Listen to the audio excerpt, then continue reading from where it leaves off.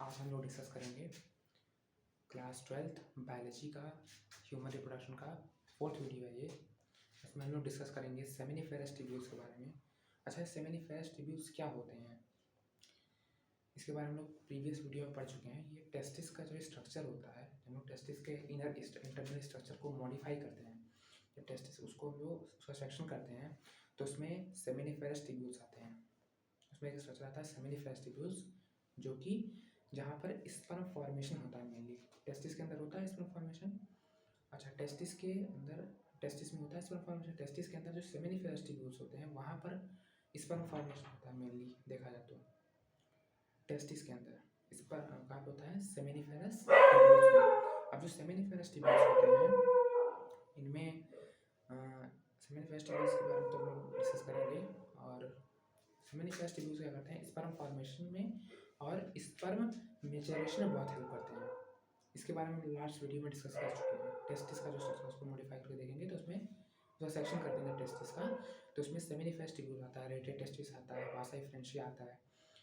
तो seminiferous tubules हम discuss कर चुके हैं। आज हम लोग सेमिनिफेरस ट्यूब्यूल्स कहाँ पाए जाते हैं, टेस्टिस में होते हैं, तो उसको प्रीवियस वीडियो में डिस्कस कर चुके हैं। आप उसको चेक करिएगा, इसके पहले जो वीडियो था उससे पहले, ठीक है।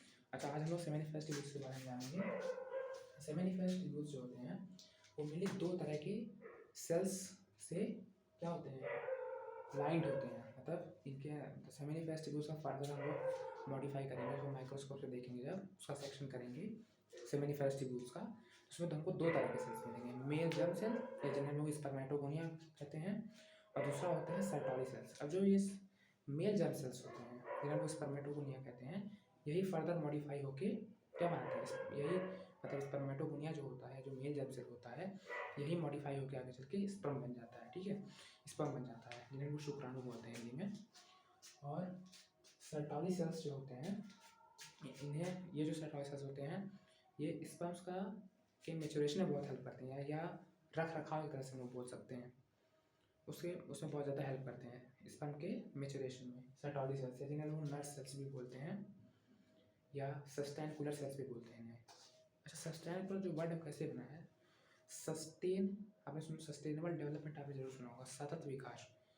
मतलब ठीक से जिससे जो स्पर्म्स बने हैं मेल जर्म से जो कि फर्दर स्पर्मेटोगोनिया होते हैं, वही स्पर्म में कन्वर्ट होते हैं। तो जो स्पर्म्स होते हैं उनकी अच्छे से डेवलपमेंट हो पाए, उसके रख रखाव का काम कौन करता है, उसके अच्छे से विकास जैसे हो पाए उसको कौन करता है, नर्स सेल्स करती हैं, जिन्हें लोग सर्टोली सेल्स बोलते हैं। सर्टोली सेल्स में लिखा जाता है, नर्स सेल तो अल्टरनेटिव नेम है, मेनली सर्टोली सेल्स ही बोलते हैं, ठीक है। अच्छा, हम लोग देखेंगे कि स्पर्मेटोगोनिया क्या होता है और नर्स सेल्स क्या होता है। तो स्पर्मेटोगोनिया क्या होता है, ये जो स्पर्मेटोगोनिया होता है आगे चल के अल्टीमेटली जो डिवाइड होकर यही स्पर्म में कन्वर्ट हो जाता है। इसकी हम लोग प्रोसेस आगे पढ़ेंगे कि स्पर्मेटोजेनेसिस हम नेक्स्ट वीडियो में डिस्कस करेंगे, तो वहाँ पूरा डिटेल में डिस्कस होगा कि कैसे स्पर्म फॉर्मेशन। तो स्पर्मेटोजोआ भी आता है, ठीक है। स्पर्मेटोजोआ ही होता है जो स्पर्मेटोगोनिया जो होता है, या जिन्हें लोग मेल जर्म सेल बोलते हैं, यही जो होते हैं मेल जर्म सेल्स को मेनली बहुत से बुक्स में तो मेल जर्म सेल्स, स्पर्म का दूसरा नाम मेल जर्म सेल बोल देते हैं बहुत से बुक्स में। इवन 10th में आपको पढ़े उसको स्पर्म्स को मेल जर्म सेल लिखा था उसमें, यशवंत की बुक में, लक्ष्मी सिंह वाली जो बुक आती थी। तो वो जो स्पर्मेटोगोनिया होता है और नर्स सेल्स होते हैं। तो स्पर्मेटोगोनिया जो होता है यही अल्टीमेटली डिवाइड करके स्पर्म्स को राइज करता है, मतलब स्पर्म्स इसी से बनता है, स्पर्मेटोगोनिया ही आगे चल के स्पर्म में कन्वर्ट हो जाता है, ठीक है। और जो नर्स सेल्स होती हैं, नर्स सेल्स ये डेवलपिंग स्पर्म के नरिशमेंट में हेल्प करती हैं, बिल्कुल रख रखाव में, या जो होता है नरिशमेंट मतलब क्या है, पालन पोषण। तो जो स्पर्म्स डेवलप करते हैं, जो विकासशील शुक्राणु होते हैं, उनके नरिशमेंट में नर्स सेल्स बहुत ज़्यादा हेल्प करती हैं, ठीक है। और जो स्पर्मेटोजेनेसिस जब होता है, मैंने स्पर्म का फॉर्मेशन जब हो रहा होता है कहाँ पे, सेमिनिफेरस ट्यूब्यूल में, तो कई बार क्या होता है बहुत से फालतू कचरा वेस्ट बन जाता है, वेस्ट प्रोडक्ट बहुत सारा बन जाता है। तो उन वेस्ट प्रोडक्ट्स को कई फैगोसाइटोसिस कहते हैं, मतलब कि ईट कर लेते हैं। फैगोसाइटोसिस मतलब होता है ईटिंग, सेल ईटिंग। तो ये जो फालतू का एक्स्ट्रा मटेरियल बन जाता है स्पर्मेटोजेनेसिस के दौरान, उस फाइल को क्या कर देते हैं नर्सेस, फैगोसाइटोसिस को कर देते हैं, ठीक है। ये एक फैक्टर और क्या करते हैं, एक फैक्टर प्रोड्यूस करते हैं जिन्हें हम लोग स्पर्म मेच्योरेशन फैक्टर बोलते हैं, या एस इन शॉर्ट SMF, ठीक है।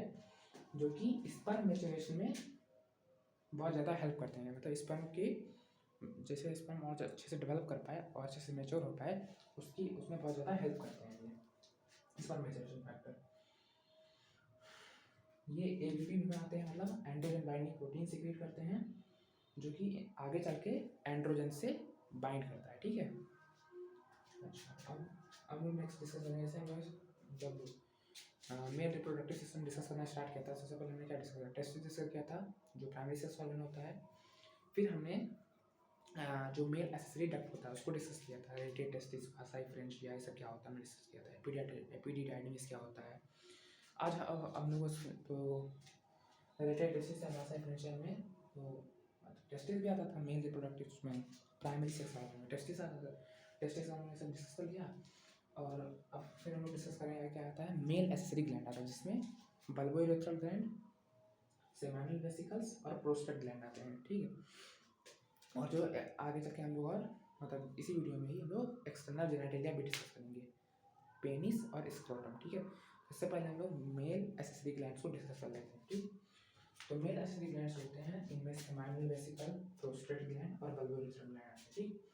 सेमाइनल वेसिकल्स जो होते हैं ये पेयर्ड होते हैं। कहाँ होते हैं, behind the urinary bladder, urinary bladder के पीछे होते हैं। ठीक है। और जो प्रोस्टेट ग्लैंड होते हैं सिंगल होते हैं, मैंने एक ही प्रोस्टेट ग्लैंड होगा, डबल दो प्रोस्टेट ग्लैंड नहीं होते हैं। ये यूरिनरी ब्लैडर के नीचे होते हैं। ठीक है, just below the urinary bladder. और जो सेमाइनल वेसिकल्स होते हैं पेयर्ड होते हैं। बल्बोइरेथ्रल ग्लैंड जो होते हैं ये पेयर्ड होते हैं, बल्बोइरेथ्रल ग्लैंड भी पेयर्ड होते हैं। और ये कहाँ पाए जाते हैं, यूरेथ्रा के साइड्स में, मतलब किनारे किनारे पर पाए जाते हैं। ठीक है। और ये तीनों ही मतलब सेमाइनल वेसिकल, प्रोस्टेट ग्लैंड और बल्बोइरेथ्रल ग्लैंड मिलके क्या सीक्रेट करते हैं, सेमाइनल प्लाज्मा सीक्रेट करते हैं। ठीक है।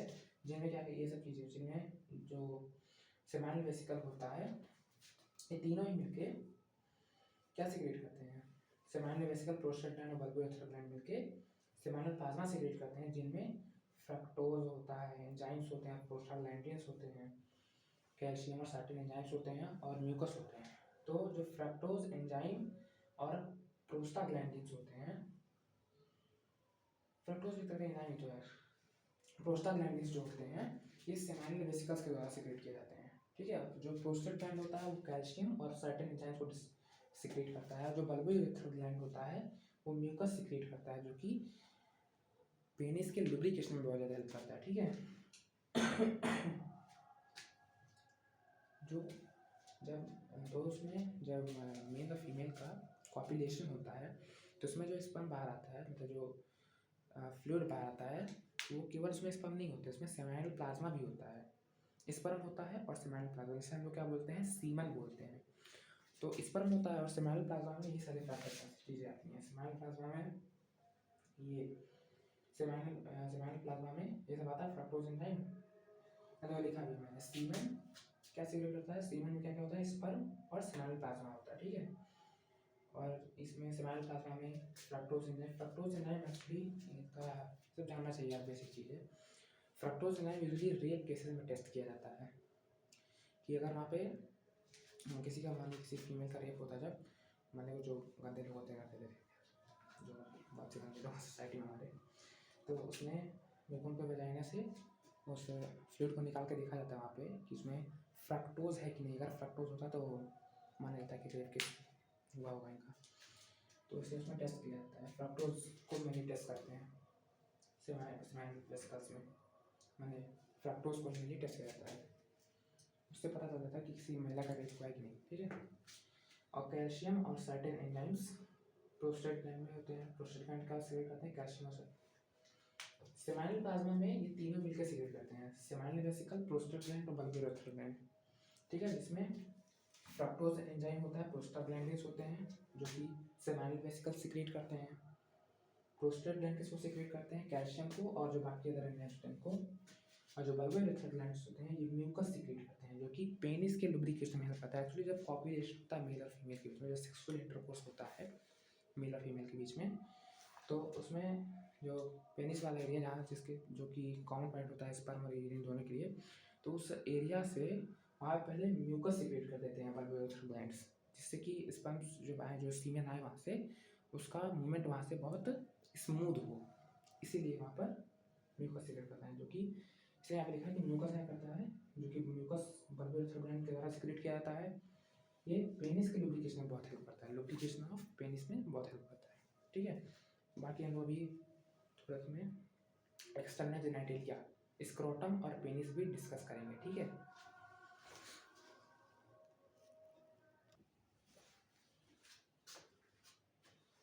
फर्दर प्रोसीड करने से पहले हम लोग कुछ इंपॉर्टेंट पॉइंट्स डिस्कस कर लेते हैं, जैसे जो कि मेनली इजैकुलेशन के बारे में है। तो एक इजैकुलेशन में जब एक इजैकुलेशन होता है, मतलब मेल और फीमेल के बीच में इंटरकोर्स होता है, तो उसमें 2.5 से 5 ml सीमन बाहर आता है। कितना? 2.5 से 5 ml सीमन, जिसमें किसी भी हेल्दी इंडिविजुअल में देखा जाए तो उसमें कितने सेल्स होने चाहिए? 200 से 300 मिलियन स्पर्म होने चाहिए, जो किसी हेल्दी इंडिविजुअल मतलब 20 से 30 करोड़, 200 से 300 मिलियन मतलब 20 से 30 करोड़ स्पर्म्स होने चाहिए किसी हेल्दी इंडिविजुअल में, जिसमें से उन 200 से 300 मिलियन स्पर्म्स में से 60% के पास नॉर्मल शेप और साइज होना चाहिए, मतलब नॉर्मल शेप, और उन 60% में जो 40% स्पर्म्स होंगे उनमें वो विगरस मोटिलिटी उनके अंदर होनी चाहिए, जो कि मतलब जब स्पर्म बॉडी में मतलब फीमेल बॉडी में जब इंटर करें तो अपने आप ही मूवमेंट करके ओवा तक पहुंच पाएँ, माने एग तक पहुंच पाएँ। ठीक है, इसलिए मतलब क्या कि किसी भी एक इजैकुलेशन में, सिंगल इजैकुलेशन में 2.5 से 5 ml सीमेन बाहर आता है। ठीक है, जिसमें से अगर कोई हेल्दी इंडिविजुअल है, जो क्राइटेरिया जो कि किसी हेल्दी इंडिविजुअल के लिए होना चाहिए कि वो रिप्रोडक्टिवली हेल्दी है कि नहीं, कि उसका स्पर्म प्रोडक्शन नॉर्मल है कि नहीं, ठीक है, मतलब उसमें कोई प्रॉब्लम वगैरह ना हो, तो उसके लिए मेनली एक हेल्दी इंडिविजुअल में 200 से 300 मिलियन स्पर्म्स होने चाहिए। एक जो 2.5 से 5 मिलीलीटर तक सीमेन आउट हुआ है उसमें से 200 से 300 मिलियन, उसमें 200 से 300 मिलियन स्पर्म्स होने चाहिए, मतलब उतना किसी हेल्दी इंडिविजुअल में, जिसमें से 60% के पास ना, जिसमें से मैंने 200 से 300 मिलियन स्पर्म्स जो हैं उनमें से उन स्पर्म्स में से 60% स्पर्म्स जो हैं उनका नॉर्मल शेप और साइज होना चाहिए, माने सामान्य आकार और साइज रहे। ठीक है, और उन 60% में जो 60% स्पर्म्स हैं जिनका नॉर्मल शेप और साइज है उसमें एटलीस्ट 40% के पास विगरस मोटिलिटी होनी चाहिए। वो विगरस मोटिलिटी उनमें शो हो, माने जब वो फीमेल बॉडी में 40% 60% स्पर्म एंटर के मान 20% खराब हो तो बात नहीं, लेकिन जो 40% स्पर्म्स हैं वो विगरस मोटिलिटी शो करना चाहिए, मतलब इतनी विगरस हो कि वो ओवा तक पहुंच पाएँ खुद ही स्विम करके अपने टेल की हेल्प से। ठीक है, अब फर्दर आगे हम लोग जब आगे थोड़ा पढ़ेंगे तो उसमें स्पर्म का स्ट्रक्चर भी पढ़ेंगे। ठीक है, हम लोग आगे देखते हैं अब एक्सटर्नल जेनिटलिया से हम लोगों ने पहले टेस्टिस डिस्कस किया, फिर मेल एक्सेसरी डक्ट डिस्कस किया, पहले primary sex organ testis discuss किया। मेल रिप्रोडक्टिव सिस्टम में क्या कहता है? टेस्टिस आता है, प्राइमरी सेक्स ऑर्गन, फिर हम लोगों ने मेल एक्सेसरी डक्ट डिस्कस किया, फिर मेल एक्सेसरी ग्लैंड डिस्कस किया, कौन सा? सेमाइनल वेसिकल प्रोस्टेट ग्लैंड और बल्बोरेटरी ग्लैंड। अब हम लोग क्या डिस्कस करेंगे? एक्सटर्नल जेनिटलिया डिस्कस करेंगे। एक्सटर्नल जेनिटलिया में स्क्रोटम और पेनिस आते हैं। स्क्रोटम वही स्ट्रक्चर होता है जो कि बॉडी कैविटी के नीचे जो से बाहर होता है, क्योंकि अब स्क्रोटम में ही पेनिस के मतलब स्क्रोटम में ही टेस्टिस के होते हैं, हम पहले भी डिस्कस कर चुके हैं, क्योंकि स्पर्म फॉर्मेशन 2.5 से स्पर्म फॉर्मेशन के लिए 2.5 से 3 डिग्री सेल्सियस टेम्परेचर कम होना चाहिए, 2 से 2.5 डिग्री सेल्सियस टेम्परेचर कम होना चाहिए, तभी जाके स्पर्म फॉर्मेशन होता है। जितना बॉडी टेम्परेचर, मान लिया बॉडी टेम्परेचर 37 डिग्री सेल्सियस है, तो उससे 2.5 डिग्री सेल्सियस टेम्परेचर कम है तभी स्पर्म फॉर्मेशन होता है। इसलिए टेस्टिस जो होते हैं वो बॉडी कैविटी से अलग जगह होते हैं। ठीक है, अब हम देखेंगे किसको एक्सटर्नल जेनिटलिया में देख रहे थे, इसमें अपने स्क्रोटम और पेनिस। जो क्या है पेनिस?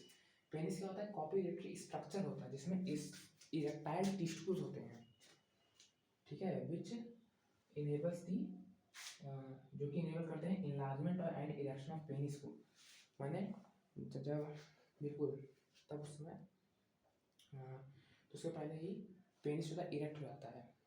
ठीक है, जिससे कि फर्दर इंसेमिनेशन हो पाए। पेनिस क्या है? ऑपरेटरी स्ट्रक्चर है जिसमें इरेक्टाइल टिश्यूज होते हैं। क्या होते हैं? That has erectile tissues which enables the enlargement and erection of penis to enable insemination. ठीक है, जो इनलार्ज फ्रंट पार्ट होता है, इस तरह से स्ट्रक्चर होता है पेनिस का। जो फ्रंट पार्ट होता है, यहाँ पर देख रहे हैं आपको फिगर में दिख रहा होगा, जो फ्रंट पार्ट होता है पेनिस का, उसको हम लोग बोलते हैं ग्लैंस पेनिस, जो कि फोर स्किन या जिसे हम लोग प्रीप्यूस बोलते हैं उससे कवर्ड होता है। फोर स्किन या प्रीप्यूस से कवर्ड होता है। ठीक है, एंड यूरेथ्रा जो होता है इसी पेनिस के थ्रू पास करता है, यूरेथ्रा जो होता है। ठीक है, यूरेथ्रा इसी में हमारा जो मस्कुलर स्ट्रक्चर होता है और पेनिस मिला के यूरेथ्रा बोलते हैं। ठीक है, इस और पेनिस और मस्कुलर स्ट्रक्चर को मिला के यूरेथ्रा बोलते हैं। इसीलिए यहाँ पर लिखा है कि यूरेथ्रा पासेस थ्रू पेनस, पीनस के थ्रू ही, मतलब जो उन लोगों को मिला के बोलते हैं, इसको जो मस्कुलर ट्यूब होता है ऊपर, मसल्स जो होते हैं, और पेनिस जो पाइप होता है अंदर, जिसके थ्रू यूरिन और स्पर्म दोनों बाहर आते हैं, उन्हीं को मिला के क्या बोलते हैं? यूरेथ्रा बोलते हैं। इसलिए यहाँ पर लिखा है यूरेथ्रा पासेस थ्रू पेनस। ठीक है, तो आज की वीडियो में बस इतना ही। कल हम लोग स्पर्मेटोजेनेसिस डिस्कस करेंगे और स्पर्म का स्ट्रक्चर वगैरह भी डिस्कस करेंगे, और हार्मोनल कंट्रोल ऑफ स्पर्मेटोजेनेसिस भी डिस्कस करेंगे कल। ठीक है, तो आज हमने यही पढ़ा कि, ठीक है, हमने जो भी मेल एसेसरी ग्लैंड्स वगैरह थे उसको डिस्कस किए, और स्पर्म्स, स्पर्म मतलब सीमन में क्या क्या होता है डिस्कस किया। सीमन में स्पर्म और सीमेनल प्लाज्मा होते हैं, बताइए। ठीक है, तक मिलेंगे कल नेक्स्ट वीडियो में। नेक्स्ट वीडियो में बताया hormonal control of spermatogenesis discuss करेंगे। ठीक है, तब तक के लिए गुड बाय।